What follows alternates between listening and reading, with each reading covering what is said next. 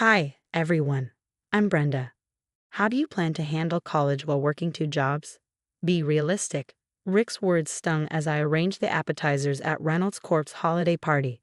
I was just a caterer back then, dreaming of something bigger. The customers are waiting, he added with a condescending gaze. I forced a smile, dodging his stare, not knowing then that this smug middle manager would one day become my husband and my biggest mistake. You're different from other waitresses, he said later that evening, turning on the charm. Let me take you to dinner sometime. That's how it started. Rick Cooper swept me off my feet with expensive dates and promises of a better life. 6 months later, we were married. Brenda, darling, you don't need to work those demeaning jobs anymore. My new mother-in-law, Diana, cooed at our wedding reception. A Cooper woman has certain standards to maintain. But I had my own dreams. I'm still planning to finish my business degree, I told Rick one evening. Oh, honey, why waste time on that? You've got me now, he laughed, pulling me close. I make six figures, just focus on being my wife. My best friend, Amanda, was the first to see through him. Over coffee one morning, she warned me, Brenda, he's trying to control you. This isn't love. He just wants what's best for me, I defended. But doubt was creeping in. The transformation was gradual. First, Rick forgot to give me gas money. Then he started questioning every purchase.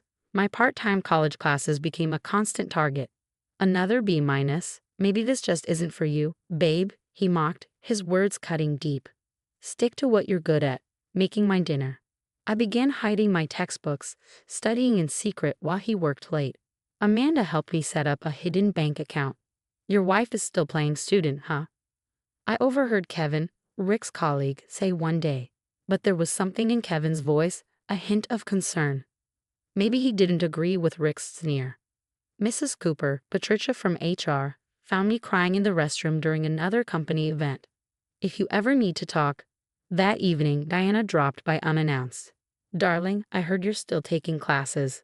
Some women just aren't meant for the corporate world. Rick needs a proper wife. I can be both, I insisted. Can you? Look at yourself. Bargain store clothes, student loans. Thank goodness Rick doesn't mind supporting such modest beginnings. I forced a smile, thinking of my hidden dean's list certificate. She had no idea. Watching Rick boast about his promotion that night, I made a silent bow. One day, they'd all see what this waitress was truly capable of. But first, I had to survive being Mrs. Cooper. And the worst was yet to come.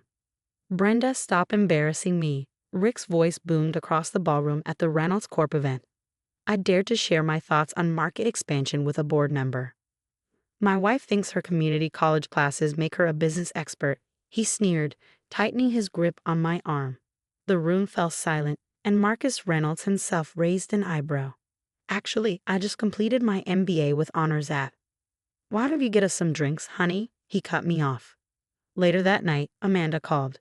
You won't believe what I just heard. Rick's been seeing Melissa Brighton, the investor's daughter. My hands shook. I have proof, Amanda continued. Kevin sent me photos, he's worried about you. The next day, diploma in hand, I walked into Patricia's office. I need to report workplace harassment. Finally, she sighed, pulling out a thick file. I've been documenting his behavior for months. The sexist comments, the undermining. Mrs. Cooper, I mean Brenda. Kevin met me in the parking lot. There's something else you should know. Rick's been doctoring expense reports. At lunch with Amanda, I knew what I had to do. I want a divorce. Already working on it, she replied, sliding a folder across the table. And I've got your resume ready. A consulting firm is looking for fresh talent. That evening, I packed my essentials while Rick worked late. The next morning, I heard Diana's voice screeching through the door of my apartment. What do you mean she's gone? Richard, fix this. A Cooper doesn't get divorced. But I was done fixing things. My interview at Summit Consulting was a revelation. Impressive analysis, the VB nodded, clearly pleased. When can you start? Meanwhile, Rick's texts had turned from angry to desperate. Babe, let's talk. You're nothing without me. Delete. At Reynolds, things were unraveling. You've got another harassment complaint, Patricia informed Rick in a meeting I heard about later. The board is concerned. My first project at Summit was to revamp a failing tech division. When the CEO personally congratulated me, it felt surreal. Your wife is making quite a name for herself, Kevin later told Rick. Ex-wife, I corrected, walking past their office with my new team in tow. Diana cornered me at Starbucks. You ungrateful little gold digger, after everything we gave you. You gave me motivation, I replied with a smile, sipping my latte. Thanks for that. The divorce papers arrived the same day as my first executive bonus. As I signed them, an email popped up, an invitation to interview for a director position. Rick sent one last email, too. I heard about your promotion. Maybe I was wrong about you. Can we talk? I clicked delete. From my new office, I had a view of the city, a team that respected me, and a voice that was finally heard. Breaking point. No, this was just the beginning. Later, Amanda raised her glass. To karma. To new beginnings, I corrected, but I had no idea just how new things were about to get. Let me get this straight, Marcus Reynolds leaned back in his chair during our interview. You completely transformed Summit's tech division in months. The numbers speak for themselves, I replied, sliding my portfolio across the desk. Interviewing at Reynolds Corp now, as a potential VP, felt like poetic justice. Very impressive, especially your overseas expansion strategy. A knock interrupted us. Rick burst in, freezing when he saw me. Cooper, we're in a meeting, Marcus frowned. I didn't know you were interviewing her. Your ex-wife's reputation precedes her. That'll be all. Outside, I heard Rick hissing into his phone. Mother, she's trying to get a VP position here. Do something. In the elevator, Kevin caught up with me. Watch your back, he warned. Rick's been meeting with competitors, sharing insider information. He handed me a USB, been collecting it for months. Patricia joined us. He's also been taking credit for his team's work. 3 complaints just this quarter. My phone buzzed with another message from Rick.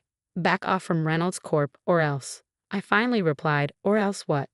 You think you're so smart? I made you. I can break you. I forwarded his threat to Patricia. At the next board meeting, Rick presented his innovative strategy. Interesting approach, Marcus nodded. Miss Mitchell, your thoughts? That's word for word my proposal from Summit last year. I have the copyright documentation. Rick's face went white. Later, Marcus called me into his office. I'm retiring next month. The board needs someone who can spot theft and manipulation a mile away. Are you sane? We want you as CEO, he confirmed. Though your ex-husband might have an issue with that. Rick's issues stopped being my concern 2 years ago. The next day, Diana stormed into my new office. You conniving little witch. First you humiliate our family, and now this. Security, I pressed my intercom. Please escort Mrs. Cooper out. This isn't over, she screeched. Actually, it is. Kevin appeared with more files. Rick's been embezzling company funds for years. The evidence is irrefutable. The board meeting was scheduled for tomorrow. Rick had no idea his career at Reynolds Corp was about to end. He thought he'd broken me when I was serving appetizers at company parties. But instead, he'd given me an up-close view of everything that needed to change. My phone buzzed one last time. Brenda, please, we need to talk. I know I made mistakes. I switched off my phone and reviewed the termination papers on my desk. Tomorrow would be interesting. Ladies and gentlemen of the board. Marcus's voice echoed through the boardroom. Please welcome your new CEO, Brenda Mitchell. This is ridiculous. Rick shot up from his seat. She was a waitress. She served us drinks in this very room, and now she's supposed to be CEO. She'll be serving you your termination papers, Marcus replied coolly. Security, please stay close. I took my place at the head of the table.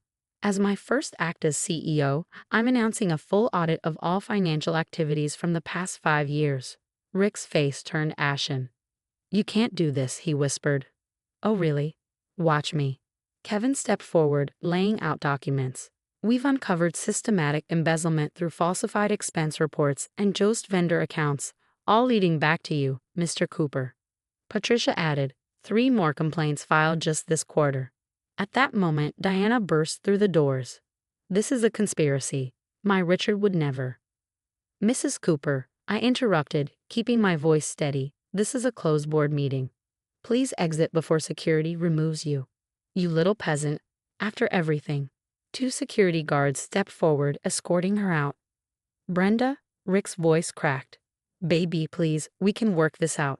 Remember how good we were together. I'm sorry about everything. I held up a hand. Save it. Two detectives entered, their presence casting a hush over the room. Richard Cooper, one of them announced, "You're under investigation for corporate fraud and embezzlement." Later that afternoon, I sat in my office, the CEO's office, signing a new set of documents. "Your termination papers, Mr. Cooper." I slid them across the desk. "Unless you prefer to resign." "You've ruined me," he muttered, unable to meet my eyes. "No, Rick, you ruined yourself. Your arrogance, your theft, your abuse, it all caught up with you. I'm just the messenger. You wouldn't be anything without me. I made you who you are." I let a small smile escape. "You did. You made me stronger. I'll give you that. Now get out of my office." As he slunk away, Kevin entered with yet another file in hand. The audit team found something else. Diana's been involved in real estate fraud using company funds. I didn't hesitate. Forward everything to the authorities. From my office window, I watched as Rick was escorted out, carrying a box of his belongings, his expression hollow. In the parking lot, Diana was visibly breaking down as reporters surrounded her. Later that evening, I called an all-hands meeting. "Changes are coming to Reynolds Corp," I began. "We're implementing full transparency, merit-based promotions, and a zero-tolerance policy for harassment. The Old Boys Club is officially closed." Patricia's grin was infectious, and I saw a wave of relief cross Kevin's face. The next morning's headlines read, "Reynolds Corp names new CEO. From waitress to corporate chief." Right next to it, "Former executive faces federal charges, and prominent realtor under investigation." My phone buzzed one last time. "Rick again. I still love you. Please help me." Delete. Some people call it revenge. I call it justice. So, what would you do if your ex tried to apologize and beg for help after years of mocking and manipulating you? Would you show mercy, or would you do exactly what I did and press delete? Share your thoughts in the comments below.